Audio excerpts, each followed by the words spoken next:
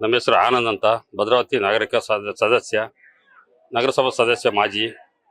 ನಮಗೆ ಹೇಳಿಕೆ ಏನಂದ್ರೆ, ಇವತ್ತು ಸರ್ಕಾರ ಅವನಿಗೆ ಏನು ನಾಗೇಂದ್ರ ಅವರಿಗೆ ನಾವು ಬೇರೆ 9 ಜನಕ್ಕೆ ಮಾಡಿದಾಗಲೂ ಯಾರು ಅಬ್ಜೆಕ್ಷನ್ ಮಾಡಿಲ್ಲ. ನೀವು ಬೇರೆಯವರಿಗೂ ಕೂಡ 24 ಜನಕ್ಕೆ ಮಾಡಿದಾಗಲೂ ಕೂಡ ನಾವು ಯಾರಿಗೂ ಅಬ್ಜೆಕ್ಷನ್ ಮಾಡ್ತಿಲ್ಲ. ಕೇವಲ ನಾವು ಯಾಕೆ ಇದು ನಾವು ಮಾಡ್ತಿದೀವಿ ಅಂದ್ರೆ, ನಾಗೇಂದ್ರ ಅವ್ರ ವಿರುದ್ಧ ಸರ್ಕಾರದ ವಿರುದ್ಧವಾಗಿ ನಡೆದು ಅವ್ರಿಗೆ ಜೈಲಿಗೆ ಕಳಿಸಿ ಮತ್ತಿರ್ಗ ಮರು ತನಿಖೆ ಮಾಡಿ ಅವ್ರನ್ನ ಇನ್ನೂ ಆರೋಪಿಯಿಂದ ಹೊರಗೆ ಬಂದಿಲ್ಲ. ಜೈಲಿಂದ ಬಂದು ಕೇವಲ ಬೆರಳೆಣಿಕೆ ಅಷ್ಟು ದಿವಸ ಆಗಿದೆ ಅಷ್ಟೇ. ಆದ್ರೂ ಕೂಡ ಅವ್ರನ್ನ ಒಬ್ಬ ಆರೋಪಿನ ತಮ್ಮಂದಿ ಮತ್ತಿರ್ಗ ಸಚಿವರ ಸ್ಥಾನ ಕೊಡ್ತೀರಾ ಅಂದ್ರೆ ಯಾವ ಮಟ್ಟಕ್ಕಿದೆ ಸರ್ಕಾರ ಅಂತ ನಮಗೂ ಕೂಡ ನಾಚಿಕೆ ಆಗತ್ತೆ.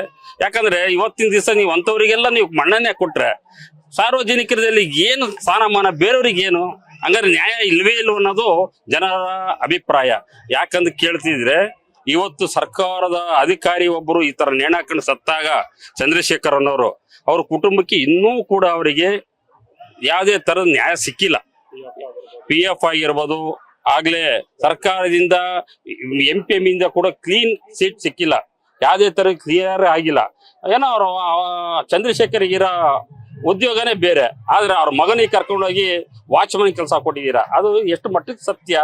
ಎಷ್ಟು ಮನೆಗೆ ನೀವು ಎಷ್ಟು ಜನಕ್ಕೆ ನೀವು ನ್ಯಾಯ ಕೊಡಿಸ್ತೀರಾ ಅಂತ ನಮಗೂ ಕೂಡ ಹೇಳಿಕೆ ಆಗ್ತಿದೆ. ಯಾಕಂದ್ರೆ ನಾವು ಕಣ್ಣಾರೆ ಅವ್ರ ಫ್ಯಾಮಿಲಿಗಳೆಲ್ಲ ನೋಡೋದಂತವ್ರು, ಅವರ ಇವತ್ತು ಕುಟುಂಬ ಬೀದಿ ಪಾಲ ಇದೆ. ಇವತ್ತೇನ ಸರ್ಕಾರ ಒಂದು ಮಟ್ಟಕ್ಕೆ ಕರ್ಕೊಂಡೋಗಿ ಅವ್ರಿಗೆ ಉದ್ಯೋಗ ಕೊಡಿಸ್ತಿದೆ ಅಂತ ನಾವು ತಿಳ್ಕೊಂಡಿದ್ವಿ. ಆದ್ರೆ ಇವತ್ತು ಅವ್ರ ಸ್ಥಾನ ಕೊಟ್ಟು ಅವ್ರಿಗೆ ವಾಚ್ಮನ್ ಸ್ಥಾನ ಕೊಟ್ಟಿದ್ದೀರಾ. ಆದ್ರೆ ಸರ್ಕಾರ ಮಕ್ಕಳಿಗೆ ಯಾವ ತರ ಏನಾದ್ರು ಹೆಚ್ಚು ಕಮ್ಮಿ ಪ್ರಾಮಾಣಿಕವಾಗಿ ಇರೋರಿಗೆ ನ್ಯಾಯ ಇಲ್ವ ಅನ್ನೋದು ನಮಗೆ. ಯಾಕಂದ್ರೆ ನ್ಯಾಯಯುತವಾಗಿ ಇರೋರಿಗೆ ಯಾವುದೇ ಕಾರಣಕ್ಕೂ ಅವ್ರಿಗೆ ಬೆಲೆ ಇಲ್ವ ಅನ್ನೋದು ನಮಗೆ ಅನುಮಾನ ಆಗ್ತಿದೆ. ಇವತ್ತು ಯಾವ ಪರಿಸ್ಥಿತಿ ಅಂದ್ರೆ, ನ್ಯಾಯಯುತವಾಗಿ ಅಧಿಕಾರಿಗಳು ಯಾವುದೇ ತರದಲ್ಲಿ ಅಭಿಮಾನ ಒಂದು ಕೆಲಸ ಮಾಡ್ಬೇಕು, ಒಂದು ಸ್ಥಾನಮಾನಕ್ಕೆ ಇವತ್ತು ಎಲ್ಲರೂ ದುಡ್ಡಿ ಮೇಲೇನೆ ನಡೀತಿದೆ ಅಂದ್ರೆ ಈ ಸರ್ಕಾರ ಏನಕ್ಕೆ?